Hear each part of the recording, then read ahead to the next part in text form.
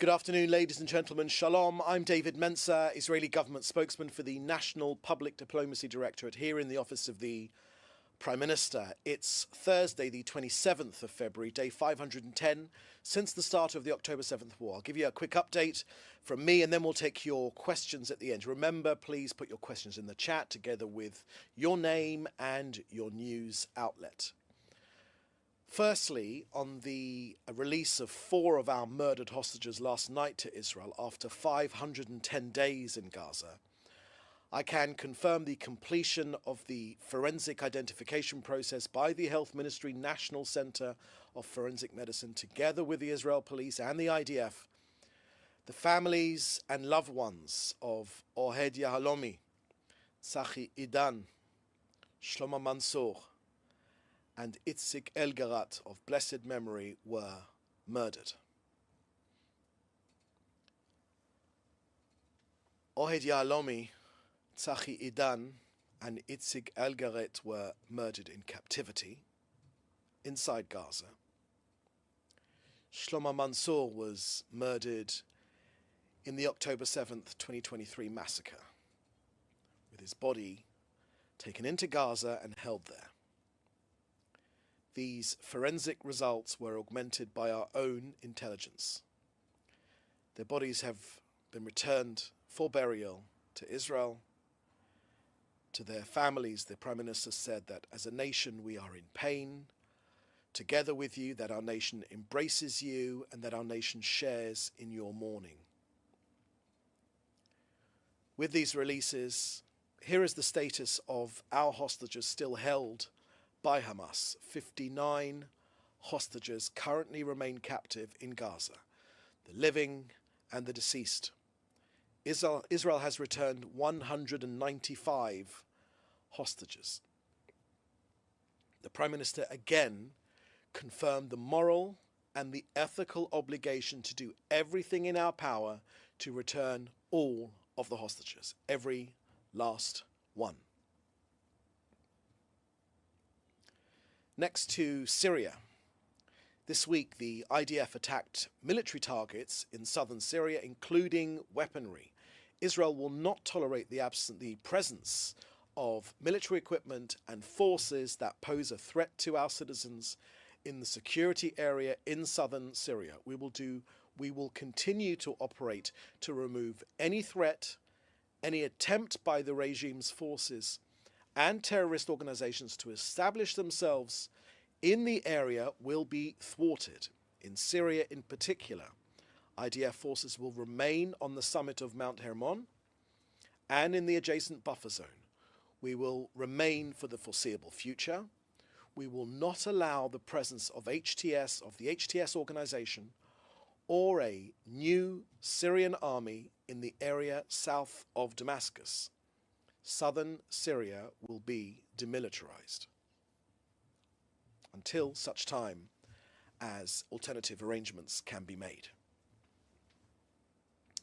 Next to Lebanon, let me update you on the situation there. Yesterday, our Air Force targeted and hit Maharan Ali Nasser al-Din. He was a significant terrorist in Hezbollah's 4400 unit. Hezbollah's 4400 unit smuggles weapons into Lebanon from Iran via Syria to rebuild Hezbollah stockpiles. Their smuggling is a clear threat to Israel's security, and it violates the understandings between Israel and Lebanon. Israel has brought Hezbollah to its knees. We are strictly enforcing the ceasefire agreement. We will not tolerate any violation and any threat from Hezbollah, and we will hold strategic points along both sides of our northern border. Why? To ensure that our communities are never again threatened by a ground invasion from Lebanon.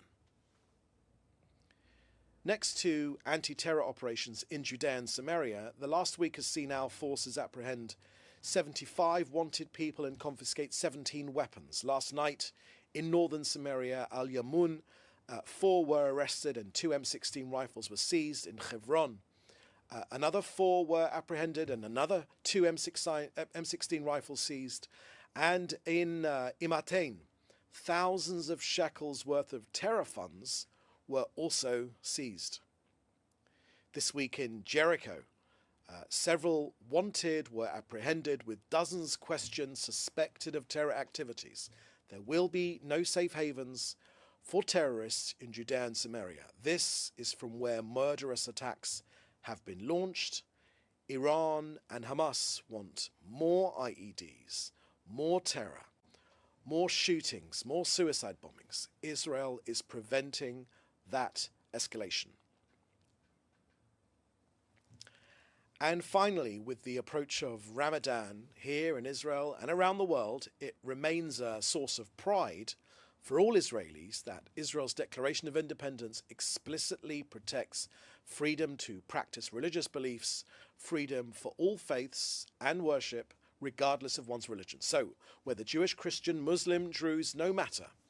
The only time in hundreds of years when there has been freedom of religion and freedom of access to holy sites in this land has been since 1948 and the establishment of the State of Israel, and more specifically, since the city of Jerusalem was reunified in 1967. So, every day, over the next month, thousands are expected to arrive into Jerusalem's Old City and the surrounding areas. The overwhelming majority will come to pray and carry out the ancient customs of the holiday. They will be made welcome. Our goal this year, and indeed every year, is to ensure a safe environment for worship, freedom of worship, and we'll be working for the safe and orderly observance of the holiday. Israel prides itself that everyone will be able to mark and celebrate their holiday, including the many hundreds of mosques inside Israel, this year and every year. The government of Israel wishes a Ramadan Kareem to all those who want to worship it peacefully. Okay, so that's the end of our briefing here today. I will now take your questions. Please remember to put them in the chat together with your name and your news outlet. First question here is from Leo Soroka from the Washington Post. According to claims from the Palestinian rights groups, the UN, the operation of the West Bank is driven more by political considerations than security needs, aimed at the interests of Prime Minister Netanyahu's coalition. How would you respond to that? Thank you very much for that question, Lior. Let me share with you what we're doing inside Judea and Samaria. It is from there that many terrorist operations have been planned and executed. We know that Iran, having failed miserably in its attempt to destroy this country through its proxy in Gaza, through Hamas, having failed in that mission, having failed in there with their proxy up in Lebanon, they are now seeking to do the same with terrorist organizations, Hamas and others, inside Judea and Samaria. We know this is happening. We know they've tried to step up operations, particularly smuggling weapons from Jordan into Israel, and also to ignite the area. I myself have visited some of the military operations which are happening in Judea and Samaria. Their primary purpose is to ensure that this area is not ignited by Iran, via Iran, through to its proxies, terrorist organizations in that area. There have been, unfortunately, since October the 7th and before, sadly, many terrorist attacks which have emanated from Jenin. Jenin has become effectively abandoned by the Palestinian Authority to be run by the extremists and the terrorist organizations. We simply will not allow that to happen. We were taken by surprise on October the 7th. We will not be taken by surprise again. Israel wants peaceful relations with all the people in this region, but we will not allow communities in Judea and Samaria with terrorist organizations attacking our people as they wish to do, as they say publicly, that they wish to do, which is why The Prime Minister and the government have stepped up operations, and we will stay there indefinitely until such time as the threat of terrorist attack on our country recedes. Okay. By the way, Leo, that is precisely what every other country in the world would do. We're simply not going to wait to be attacked again from these terrorist organizations. Next question is from Joel Pollock at Breitbart News. With phase 1 over, will there be phase 2? And number 2, is Israel risking the future of negotiations by holding on to Philadelphia corridor? Okay, let me take those two questions together, Joel. We've spoken about what the objectives of this war have been. We've mentioned them many, many times before. They are, of course, to get all of our hostages home, every single one. And that is the commitment of the Israeli government to ensure that Gaza can never again be a threat to this country, and to destroy Hamas's governing and military capability. There is no scenario. The Prime Minister has made this crystal clear, and he speaks on behalf of the entire nation. There is practically wall-to-wall support for all of these objectives, but allowing Hamas to continue in Gaza is simply not an option. Now, let me answer your question specifically. The Prime Minister has today authorized a delegation to go to Cairo to take forward negotiations to get our hostages home. Okay, that is what the Prime Minister has done, because we want to bring them all home. It is our moral obligation. It is our ethical obligation. We need to bring them home right now, as soon as possible, as soon as humanly possible. Okay, let me take another question here from Samuel Faure from Le Monde newspaper in France. Would Israel support the formation of a Druze force in southern Syria? Thank you for that question, Samuel. The Prime Minister and the government have made clear that all minority rights should be protected in Syria. It is a key test. It is the key test of HTS in control of Syria, that minority rights are protected. We know the provenance of HTS. We know that they're born out of ISIS and Al-Qaeda. We know that they welcomed the October 7th massacre. We know that they are jihadists. One of our ministers has described them as wolves in sheep's clothing. Many in the international media have been charmed by them because Al-Jalani puts on a suit and tie. But we believe in actions rather than words here. We, here in Israel, we're not going to let Syria become a staging ground for attacks against us. Our forces will remain in key positions along our border with Syria for as long as necessary to protect our security. And specifically on the Druze, let me tell you that this is a key test for the new Syrian administration, the new regime. It is a key test to see how they protect the rights of their Druze inside Syria. This is of key relevance to us here in Israel, because we dearly love our own Druze community. We dearly love our own Druze community. They fight alongside our soldiers.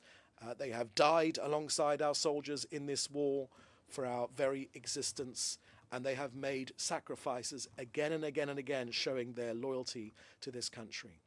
And because our Druze here in this country have family inside southern Syria, it is an obligation for the Syrian regime to protect their minorities. And again, I say, the world is watching if what they say is genuine by how they treat their minorities, the Druze being key amongst them. I hope that's clear enough, Samuel. Hannah Julian from the Jewish Press. Is there any truth to the report that more hostages are to be freed from Gaza this Saturday? Thank you for that question, Hannah. I'm not sure why you ask a question of me like that, having been part of these briefings for as long as you have been, but let me tell you that the Prime Minister today, just as we came on air, authorised for a delegation to leave for Cairo today to take forward these discussions. We want to bring home more hostages. Again, Hamas could release them now, right now. They could release them right now. None of us are surprised, of course, that they don't, because of the appalling way which they have dealt with the release of our hostages, parading the bodies of dead babies. Dead babies. That still shakes me to my very, very core. Okay. Hamas is a genocidal terrorist organization, and we are trying to get our people out. Next question here is from Hannah Leshinsky from All Israel News, with a declaration that it won't withdraw from Philadelphia. Has Israel officially closed the door on the possibility of phase 2 ceasefire? And second question is the idea of creating a permanent post in the Sumerian refugee camps and preventing the return of their residents. Thank you for that question, Hannah Leshinsky from All Israel News. I believe that I've answered the question on Philadelphia. I've got nothing more to add, particularly on Philadelphia. But as I said, one of our Prime Minister's authorised a delegation to go to Cairo today to take forward discussions. And when it comes to the next phase of these discussions, look, these discussions on a permanent ceasefire, we've been having them ongoing with our US partners. They've been ongoing for quite a while now. And in reality, we keep getting asked phase 1, phase 2, and etc. These discussions have never really ended. Yes, we know they are difficult, but we are committed to getting all of our hostages home and achieving all the other war aims. And this war will not end until we've met all of our goals in this war. And of course, the ultimate goal is a permanent ceasefire. Hamas must not, will not be in power in Gaza. The future of Gaza must be demilitarized and de-radicalized. That is why the Prime Minister has stated again, as recently as yesterday, that President Trump's plan, his out-of-the-box thinking, are very much welcomed here in Israel, and as famously as Einstein said, repeating the same failed policies and expecting a different outcome is the definition of insanity, which is why we welcome so much President Trump's out-of-the-box thinking. Okay, another question here. If you could just go up a bit. There's another question here from Joel Pollack at Breitbart News. South Africa's President Cyril Ramaphosa recently reiterated threats to Prime Minister Benjamin Netanyahu in accord with the ICC warrant. Will Israel ask for Ramaphosa and his government to be sanctioned and arrested for their own corruption and human rights violations? Thank you for that question, Joel. Unfortunately, the South African government is repeating the same failed policies of many Arab nations, seeking to divert their own shortfalls, problems, corruption, dictatorial behavior by seeking to promote sanctions or divert attention to Israel. We see through it. The world sees through South Africa's actions. We know that they're under the orbit far too close to Russia and also to the Iranian government, which is why their position is extremely regrettable. And I know that the US administration and President Trump in particular is looking at this extremely closely. Okay, next question from George Dastis from EFE, the Spanish news outlet. Are there any more about restrictions placed on access to the Temple Mount during Ramadan? Thank you for that question, George. Please take a look at my briefing I've just given, where we spoke about Israel's commitment of freedom of access for all religions in this country. Peaceful access. We're asking, and that will continue this year as they have in every year. Your question is some sort of fear-mongering, which we are quite used to, but it doesn't change the reality of the fact that there is a lot of fear-mongering, and it's done by extremists and by terrorist elements seeking to ignite Jerusalem. There will be no restrictions except for safety, because there are hundreds of thousands of people which will go and pray in Jerusalem during this holy month. We will, of course, maintain public order, and we ask all of the people who are celebrating Ramadan, commemorating Ramadan, that they will have access, but of course we welcome all peaceful visitors. What we cannot, of course, and no country would countenance, is people seeking to foment violence and attacks on anyone else. These sites will be open. The usual restrictions for public safety will be in place, as they have been every year, but no one should fall for the terrorists' attempt to ignite the situation over Ramadan. It won't work, and people should see through these transparent efforts. And finally, last question here is from Fred Ager. Israel's defense minister talk about Hamas plotting attacks on soldiers and communities even during the ceasefire. Could you please elaborate more on this issue and the consequences of phase 1 and phase 2 of the ceasefire, and what military and political response should this call for? Do you plan to extend phase 1 of the ceasefire to release more hostages instead of moving into phase 2? Thank you for that question, Fred.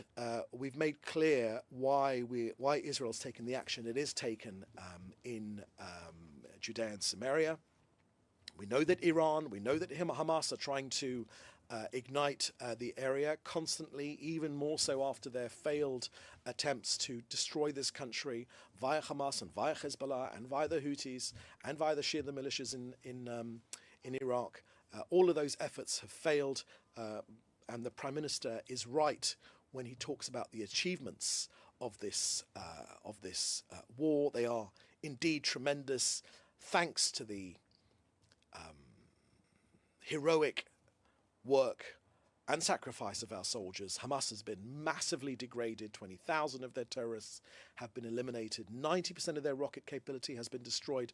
Hezbollah's leadership has been wiped out. Its strategic capabilities degraded. Iran has been weakened. Its missile defenses seriously degraded. Its long-range missile production has been set back, and their vulnerability has been exposed. And all of this, we know, of course, Fred, led to the collapse of the Assad regime in Syria. So it's thanks to the heroism and the bravery and the sacrifice of our soldiers. The Prime Minister has talked about yesterday that Israel is reshaping the Middle East. The Prime Minister spoke about total victory. That is something we believe in this country. And it will result, after all this, in a more peaceful future. But we are not done yet. Now, as I said, the delegation has been sent to Cairo today, and I won't be negotiating in public, but our priority, of course, is to get our hostages home together with the other war aims. Okay, that is the last question, I believe. Thank you for joining us here today. We'll have another briefing again shortly, and in the meantime, please do stay safe. You can contact us in the usual way, and we'll see you next time. Thank you very much. Bye-bye.